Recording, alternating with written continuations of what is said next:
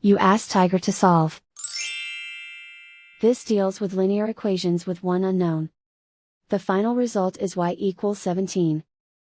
Let's solve it step by step. Group all constants on the right side of the equation. Subtract 44 from both sides. Group like terms. Simplify the arithmetic.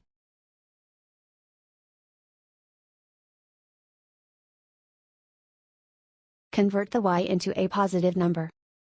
Multiply both sides by -1.